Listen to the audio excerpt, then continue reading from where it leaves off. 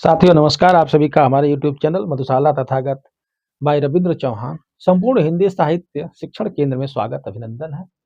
आप सभी विद्यार्थियों के लिए मैं जो प्रकरण चला रहा हूँ हिंदी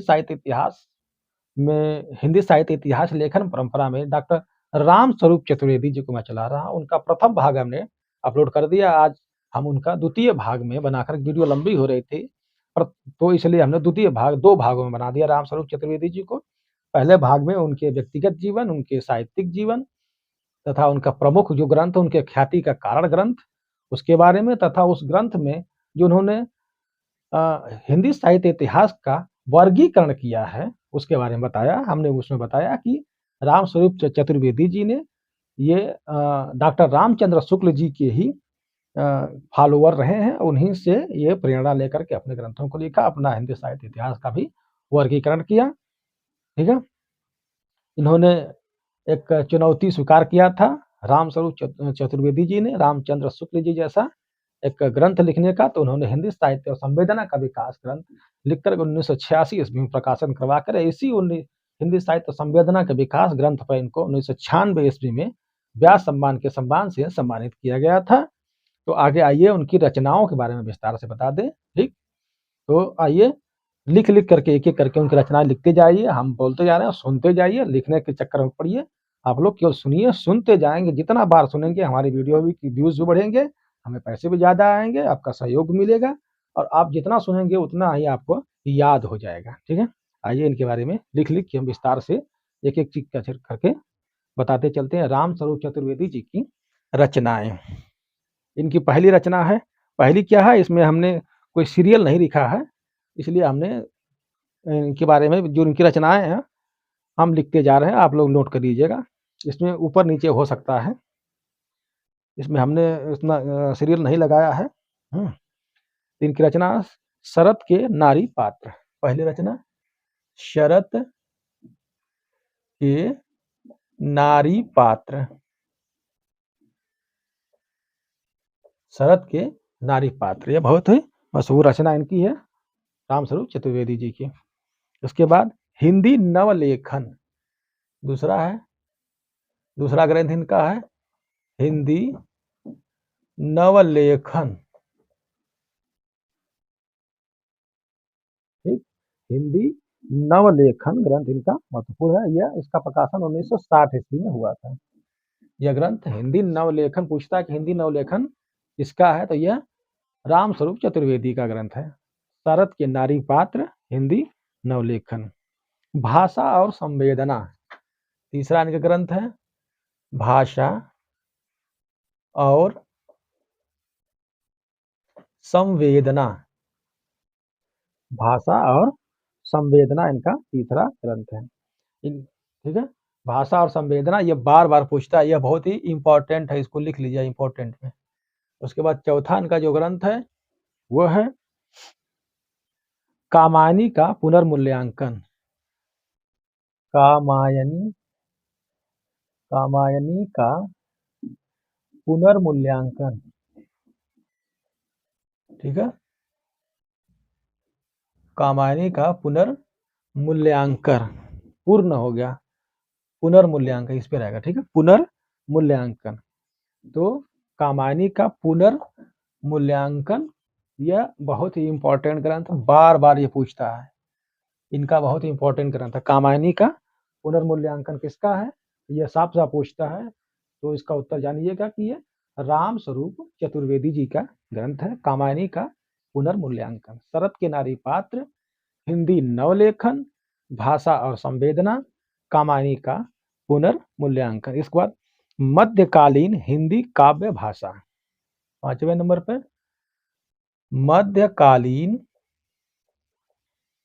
मध्यकालीन हिंदी काव्य भाषा। मध्यकालीन हिंदी काव्य भाषा। ठीक है, मध्यकालीन हिंदी काव्य भाषा इनका बहुत ही महत्वपूर्ण ग्रंथ है। इसके बाद नई कविताएं एक साक्ष्य, अगला इनका ग्रंथ है नई कविताएं। नई कविताएं एक साक्ष्य, एक साक्ष्य। नई कविताएं एक साक्ष्य, यह इनका महत्वपूर्ण ग्रंथ है। इसके बाद हिंदी गद्य विन्यास और विकास, अगला ग्रंथ है इनका हिंदी गद्य विन्यास, हिंदी गद्य विन्यास, ठीक है। हिंदी गद्य विन्यास और विकास, और विकास, ठीक है। इनका महत्वपूर्ण ग्रंथ है ये, हिंदी गद्य विन्यास और विकास। इनका अगला ग्रंथ है भाषा संवेदना और सर्जन। कौन सा है? भाषा संवेदना और सर्जन। इनका 9वां ग्रंथ कौन सा है? इनका जो 9वां ग्रंथ है वह है भाषा भारत पश्चिम, भारत पश्चिम, भारत और पश्चिम है। कौन सा है? भारत और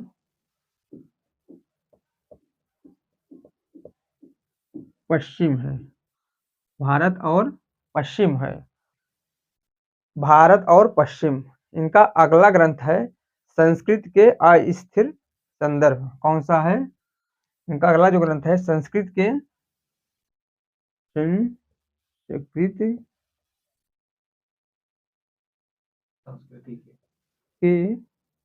अस्थिर संदर्भ, संदर्भ। कौन सा है? संस्कृत के अस्थिर संदर्भ। इनका जो 11वां ग्रंथ है वह है आचार्य रामचंद्र शुक्ल। कौन सा है? आचार्य रामचंद्र शुक्ल। कौन सा है? 11वां आचार्य रामचंद्र शुक्ल। इनका 12वां ग्रंथ कौन सा है? कौन सा ग्रंथ था? आचार्य रामचंद्र शुक्ल। इनका जो अगला ग्रंथ है वह है आलोचना का अर्थ, अर्थ की आलोचना। कौन सा है?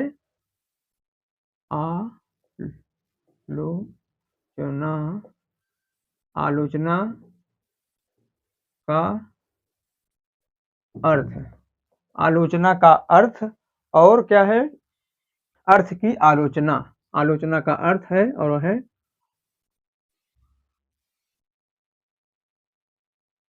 अर्थ की आलोचना। आलोचना का अर्थ, अर्थ की आलोचना, यह इनका 12वां ग्रंथ है। इनका 13वां ग्रंथ कौन सा है? इनका जो 13वां ग्रंथ है वह है भक्ति काव्य यात्रा। कौन सा है? भक्ति काव्य यात्रा। इनका 13वां ग्रंथ कौन सा है? भक्ति काव्य यात्रा, इनका 13वां ग्रंथ है। और इनका जो 14वां ग्रंथ है वह है हिंदी काव्य का विकास। कौन सा है? हिंदी काव्य का विकास। हिंदी काव्य का विकास इनका जो है 14वां ग्रंथ है। इनका जो 15वां ग्रंथ है वह है आगरा जिले की बोली। कौन सा है? आगरा जिले की बोली। यह ग्रंथ इनका कई बार पूछा गया है। आगरा जिले की बोली यह इनका 15वां ग्रंथ है। इनका जो 16वां ग्रंथ है, इनका कौन सा ग्रंथ था? आगरा जिले की बोली, इनका 15वां ग्रंथ था। और इनका जो 16वां ग्रंथ है वह है अज्ञेय और आधुनिक रचना की समस्या। अज्ञेय और आधुनिक, कौन सा है? अज्ञेय और आधुनिक रचना की समस्या। रचना की समस्या, यह इनका 16वां ग्रंथ है। कौन सा है 16वां ग्रंथ इनका? अज्ञेय और आधुनिक रचना की समस्या, यह इनका 16वां ग्रंथ है। अज्ञेय और आधुनिक रचना की समस्या। इनका जो अगला ग्रंथ है वह है हिंदी साहित्य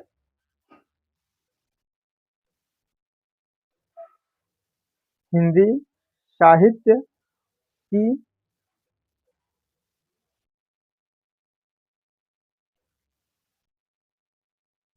की अधुनातन हिंदी साहित्य की अधुनातन प्रवृत्ति। कौन सी है? हिंदी साहित्य की अधुनातन प्रवृत्ति। इनका जो अगला ग्रंथ है वह है कविता यात्रा रत्नाकर से अज्ञेय तक। कविता यात्रा रत्नाकर से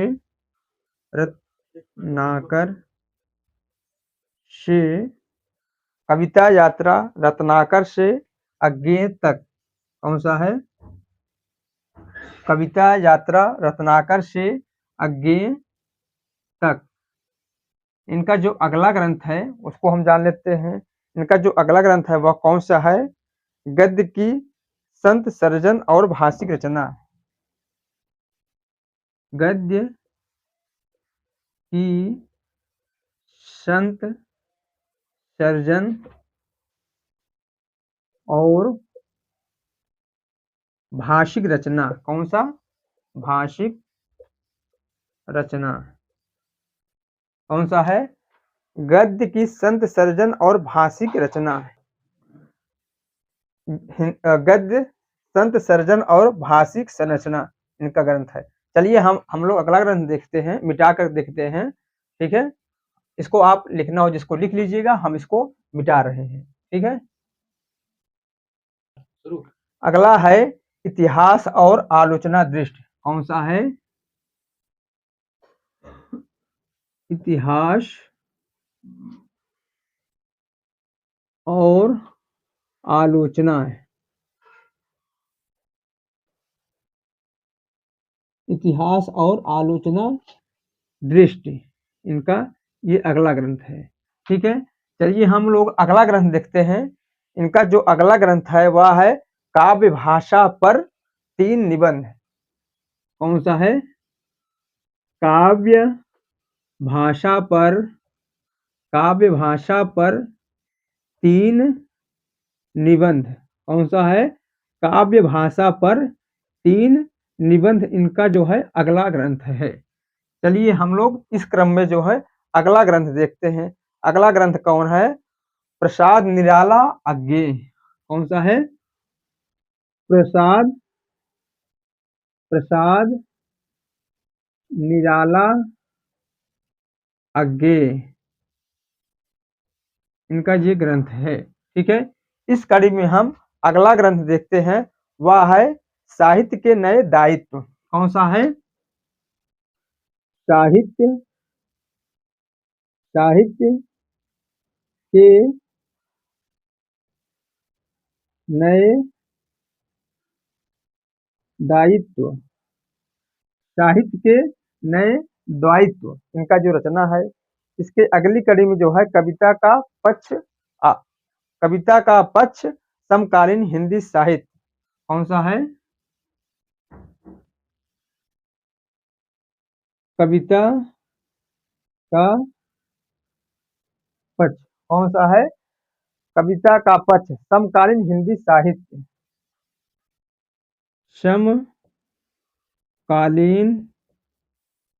समकालीन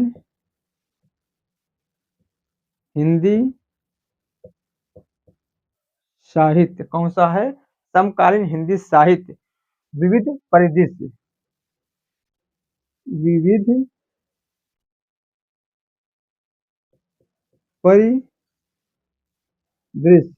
ठीक है, इस कड़ी में हम लोग अगला देखते हैं। ये पहला हो गया है कविता का पक्ष समकालीन हिंदी साहित्य विविध परिदृश्य। ठीक है, चलिए हम लोग अगला देखते हैं, तार सप्तक से गद्य कविता। कौन सा है? तार सप्तक से, कौन सा है? तार सप्तक से गद्य कविता, से गद्य कविता। कौन सा है? तार सप्तक से गद्य कविता। इस कड़ी में हम अगला देखते हैं, आधुनिक कविता यात्रा। कौन सा है? आधुनिक आधुनिक कविता यात्रा। आधुनिक कविता यात्रा। कौन सा है? आधुनिक कविता यात्रा। इस कड़ी में जो अगला इनका ग्रंथ है वह है भक्ति काव्य यात्रा। कौन सा है? भक्ति काव्य यात्रा। कौन सा है? भक्ति काव्य यात्रा। और इनका एक अन्य है आलोचना आलोचना कथा। कौन सा है? आलोचना कथा। आलोचना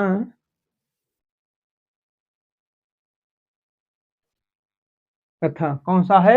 आलोचना कथा। ठीक है, ये सब इनके जो है महत्वपूर्ण ग्रंथ हैं, जो हर दूसरे परीक्षा में पूछ ही लिया जाता है। तो इनके सारे ग्रंथ जो है महत्वपूर्ण हैं। आप लोग इनको एक एक करके नोट कर लीजिएगा और सबको अपने मस्तिष्क पटल पर एकदम चिपका लीजिएगा, एक एक इनकी रचनाओं को, क्योंकि सभी रचनाएं इनकी जो है महत्वपूर्ण है। ठीक है,